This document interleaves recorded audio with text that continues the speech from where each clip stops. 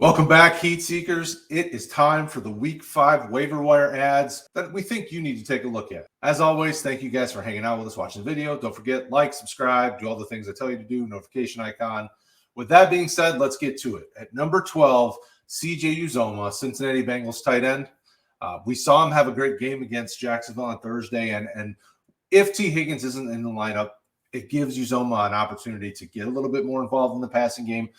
We saw that very evidently that he is an option if Burrow's looking for a player to have that kind of third receiver role if Higgins is down. At number 11, KALIF Raymond of my Detroit Lions. Raymond is a guy that continues to get targeted in this Detroit offense. We saw another 6-target game this week against the Bears, got a couple touchdowns. Somebody that when they're struggling and they need a boom or bust type opportunity play, they go after Raymond because he's got the speed. He's got the wiggle to his game where he's able to take the ball and do some extra things, get some yak in that offense. Number 10, Van Jefferson of the Los Angeles Rams. So we saw a few weeks back Van Jefferson get in the end zone, have a big play, but not get as heavily involved in the offense. And, you know, you see these kind of weeks where it kind of goes up and down. And it seems as though he's beginning to build a rapport with Matthew Stafford that you want to keep an eye on. You know, this week they had a tough matchup and lost to the Cardinals. And we saw, you know, Kupp and Woods and some of these other pieces get held in check a little bit more. Van Jefferson had a big one. So keep an eye on him. Add him to your team if you need some help at receiver. He should continue to see opportunities in this offense as the season goes on. Number 9, another Detroit Lions wide receiver, QUINTEZ CEPHUS. Now, obviously, you're seeing this list is guys that are starting to blossom in their offenses or at least be a little bit more involved. You know, CEPHUS continues to get targeted on the regular, but he's another one of those that's going to have some up and down weeks. This week he had 5 targets, but we've seen games where he's had less. That should continue to move forward in a positive way because Goff likes him. And frankly, he needs some options in the passing game. You know, Amon-Ra's a rookie and still developing. CEPHUS, at least this is his second year and has some familiarity with the scheme and with what they're asking him to do in that offense. So CEPHUS is a guy that you can target and get some value in as a guy's depth on your bench if you need some help.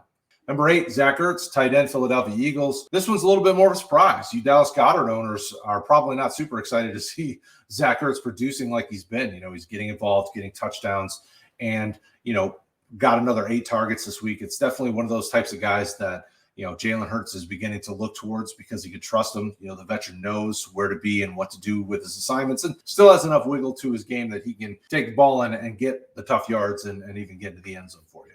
Number 7, Darnell Mooney, wide receiver, Chicago Bears. It was a great game for Mooney. He continues to impress and continues to do a good job and definitely somebody you need to have on your roster. He turned in 7 targets, and I know Detroit's defense is definitely not in a great spot and hurting for sure, but he's a player that you can begin to trust because this offense is going to continue to be built around guys like him and Allen Robinson. You know, and depending on how long David Montgomery's out, they may need to throw the ball a little bit more, and Mooney will be a beneficiary of those extra targets as well because he's got the big playability that this offense needs and wants. Number 6, AJ Green, wide receiver, Arizona Cardinals. Not really much of a surprise. You know, 2 weeks in a row, this guy was getting targeted. And we even considered having him on this list last week as a waiver wire pickup that could provide you with some potential. 2 weeks in a row, getting targeted heavily. He had another 6 targets this week. Definitely a guy that you want to try to snatch up because this Arizona offense is powerful. Only undefeated team left in the NFC for a reason. AJ Green should continue to see a fair amount of work. And if you're, again, in need of some wide receiver help, this is a perfect opportunity to grab somebody like him because he's not heavily owned. You know, 27% in ESPN, 23 Yahoo, 39 in Sleeper. So there's plenty of opportunities to pick him up and have a valuable veteran on your depth. Number 5, DeVante Parker, wide receiver, Miami Dolphins. Now, this one is also because we know Will Fuller got hurt. So Parker should continue to see an increased workload. You know, he got 9 targets this week, and with Jacoby Brissett under center, a veteran leader, you know, knows how to get on the same page and target his receivers, and Parker was a beneficiary of it. This is another one that's 56, 57% or less ownership in most of these platforms.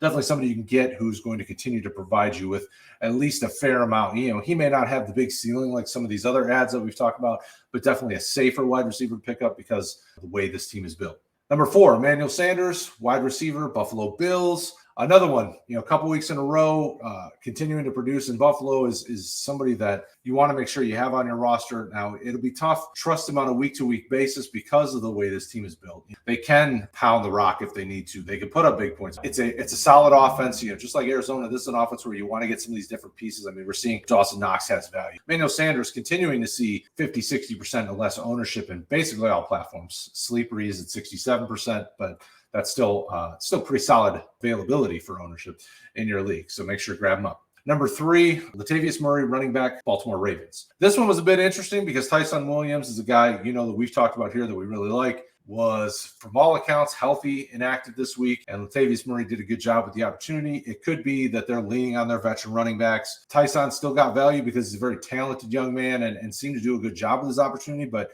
something to being the lead back in Baltimore, you want to grab him. 34% ownership in ESPN, 47 Yahoo, and 52 in Sleeper currently is definitely somebody that you can at least get and put on your roster and see what happens. Next week, play him if you need running back help. We know Montgomery got hurt this week, and we continue to see injuries galore in the NFL. So this is a guy that you can plug in and know that they're going to lean on, at least at the current time, because he's their top back.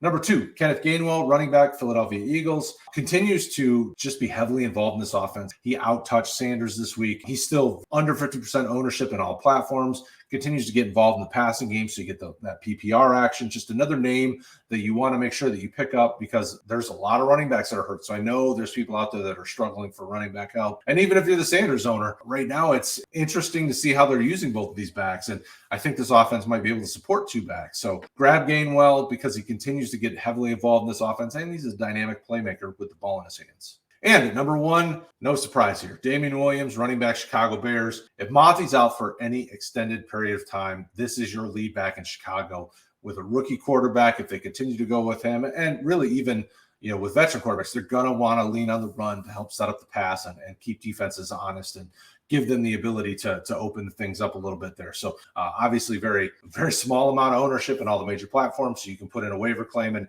quite frankly, this could be better of the waiver claims to target this week because we know if Monty's out, this guy is truly the number 1 back. He will get a heavy workload. So let me know what you're thinking below. Let me know if you have any questions, and we'll talk to you again next time.